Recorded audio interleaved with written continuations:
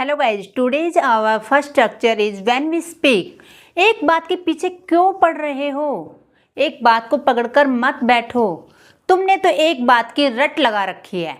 इस टाइप से हम सेंटेंसेस मोस्टली अपनी स्पीकिंग में यूज करते हैं। अब जब इंग्लिश में बोलने की बारी आती है तो नहीं समझ आता कि इस सेंटेंसेस को हम कैसे फ्रेम करें। तो इस वीडियो में सीख लेते हैं ऐसे ही सेंटेंसेस को हम कैसे इंग्लिश में बोलेंगे। जब हमें बोलना होता है एक बात को पकड़कर बैठना, एक बात के पीछे पड़ना, एक बात के हाथ धो के पीछे पड़ना, जो भी सेंस आप बोलना चाहते हैं उसके लिए आपने यूज करना है get stuck on one thing. केवल इसको ही आपने याद रख लेना, get stuck on one thing. ये आपकी टंग पे आ जाना चाहिए। हमारा स्ट्रक्चर होगा subject, helping verb, get stuck on one thing, right? जो get है ये वर्ब आपकी टेंस के अकॉर्डिंग चेंज हो जाएगी। अगर आप पास्ट की बात करेंगे तो got, अगर आप कंटिन्यूअस टेंस की बात करेंगे तो getting। जो भी इट मीन जो भी आपका सेंटेंस होगा उसके अकॉर्डिंग आप वर्ब को चेंज कर सकते हैं। यहाँ पर हेल्पिंग वर्ब भी आपके टेंस के अकॉर्डिंग ही यूज होगी और जो आपका सब्जेक्ट होगा उसके अकॉर्डिंग, राइट? ये तो आप सभी जानते हैं। तो केवल एक चीज याद रखनी है आपने, get stuck on one thing, right? Example देख लेते हैं। मैं 2 या 3 एग्जाम्पल आपको कराऊंगी, बाकी सेंटेंसेस आपने खुद से फ्रेम करने हैं। एक बात को पकड़कर मत बैठो। अब आपने वर्ड टू वर्ड ट्रांसलेट नहीं करनी है कि बैठना सिट होता है, पकड़ना होल्ड होता है। जी नहीं, इस टाइप के जो भी सेंटेंसेस बनाए जाते हैं, बनते हैं, वो केवल इससे ही बनाए जाते हैं। तो आप बोल सकते हैं मत बैठो। इट मीन्स हमारा प्रेजेंट इंडेफिनिट टेंस का सेंटेंस है। मत बैठने के सेंस में आप डोंट का यूज करेंगे। तुम मत बैठो यानी हम सेकंड पर्सन की बात करें, don't you get stuck on one thing. तुम्हें एक बात को पकड़कर नहीं बैठना चाहिए। तो आप बोल सकते हैं you shouldn't get stuck on one thing. Next sentence है हमारा, तुम एक बात के पीछे क्यों पड़ रहे हो। तो आपने देखना है यहाँ पर पहले क्यों का यूज हुआ है, यानी कि WH फैमिली वर्ड का यूज होगा। तो वाई के बाद हम सब्जेक्ट के साथ क्या लगाएंगे, इज MR का यूज करेंगे। तो सब्जेक्ट हमारा यू है, तो why are you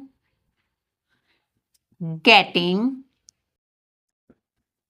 stuck on one thing. इस तरह से आप काफी सारे सेंटेंसेस बोल सकते हैं, केवल आपके टंग को प्रैक्टिस होनी चाहिए। Get stuck on one thing, get stuck on one thing, get stuck on one thing, right? अब देखते हैं अपना सेकंड स्ट्रक्चर। आपने ऐसे सेंटेंसेस तो बोले ही होंगे, खास तौर पर मम्मियाँ जो होती हैं वो बोलती हैं, हाँ हाँ बच्चों को पढ़ाने का मैंने ठेका ले रखा, तुम मत पढ़ाना। सारे काम करने का मैंने ठेका ले रखा है, घर का सारा काम मेरे सर पर है, या यानी सर पर है या काम करने का ठेका ले रखा है, दोनों सेम ही बात है। आपने केवल एक स्ट्रक्चर को याद कर लेना है ठेका लेने की सेंस में, और ढेरों सेंटेंस अपने आप से बना सकते हैं आप। स्ट्रक्चर देख लेते हैं। सब्जेक्ट हैज हैव, देन आप नहीं ले रखा है कि सेंस में बोलेंगे तो नॉट टेकन एनी कॉन्ट्रैक्ट। उसके बाद आप टू का यूज करेंगे, देन वर्ब की फर्स्ट फॉर्म। अगर सेंटेंस में अदर वर्ड है तो अदर वर्ड का आप यूज कर सकते हैं, राइट? कई बार हम बोलते हैं हाँ हाँ मैंने ही ठेका ले रखा है। ये तो था, कोई ठेका नहीं ले रखा है, लेकिन हम जरूरी थोड़ी यही बोले, हम ये भी तो बोल सकते हैं हाँ हाँ मैंने ही ठेका ले रखा है। तो उसके लिए आप यूज करेंगे सब्जेक्ट हैज हैव, देन आप यहाँ पर नोट का यूज था, यहाँ नोट नहीं लगाएंगे, टेकन कॉन्ट्रैक्ट लगाएंगे, और कोई की बात नहीं हो रही है तो आप एनी को भी स्किप करेंगे, देन टू का यूज करेंगे और अदर वर्ड। आई होप दोनों स्ट्रक्चर आपको अच्छे से आ गए होंगे। पहला एग्जाम्पल है हमारा, मैंने उसे समझाने का कोई ठेका नहीं ले रखा है, यानी डेली मैं उसको इस बारे में समझाती रहूं, वो बच्चा थोड़ी है। इस टाइप से बोला जाता है ना सेंटेंसेस को। तो आप बनाएंगे I have not taken any contract to make him understand, right. जैसे मैंने कहा, मैंने कोई ठेका नहीं ले रखा है डेली खाना बनाने का, तो आप बना सकते हैं I have not taken any contract to cook food every day. मैंने कोई ठेका नहीं ले रखा तुम्हें पढ़ाने का। I have not taken any contract to teach you. इस तरह से आप डेली सेंटेंसेस बोल सकते हैं अपनी स्पीकिंग में यूज करने के लिए। मैंने कोई ठेका नहीं ले रखा है वहां जाने का। मम्मी डेली आप मुझे वहां भेज देते हो, डेली मुझे सब्जी लेने के लिए भेज देते हो, डेली मुझे आंटी के घर भेज देते हो, छोटे भाई को भी तो भेज सकते हो आप। तो ऐसे बोले जाते हैं सेंटेंसेस। तो आप बनाएंगे I have not taken any contract to go there, right. अब ये सेंटेंस है, हाँ मैंने ही ठेका ले रखा सारा काम करने का, ऐसे ही बोलते हैं। तो जैसे हम हिंदी में बोलेंगे वैसे हम इंग्लिश में बनाएंगे। Yes yes I have. अब आपने यहां नोट का यूज नहीं करना है। आई हैव टेकन कॉन्ट्रैक्ट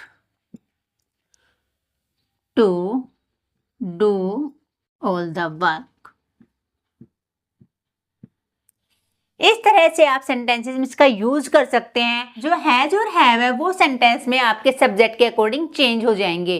अगर आप सिंगुलर पर्सन की बात करते हैं, ही सी इट या किसी भी नेम की बात करते हैं तो आप हैज का यूज करेंगे, और प्लूरल पर्सन की बात करते हैं तो आप हैव का यूज करेंगे, राइट। आप स्क्रीनशॉट ले सकते हैं।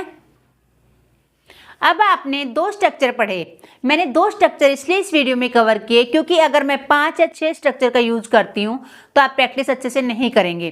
अब आपने एक सेंटेंस को लेकर 10-15 सेंटेंसेस अपने आप से बनाने हैं। यही तो होता है, बोलते हैं ना इंग्लिश में सोचो, यही होता है इंग्लिश में सोचना, कि एक स्ट्रक्चर मैंने आपको दिया उससे रिलेट करके आप कितने सारे सेंटेंसेस अपने आप से बना सकते हैं और बोल पाते हैं। अगर वीडियो आपको पसंद आई तो वीडियो को लाइक करके चैनल को सब्सक्राइब जरूर कर ले। तो मिलते हैं नेक्स्ट वीडियो में, तब तक के लिए राधे राधे।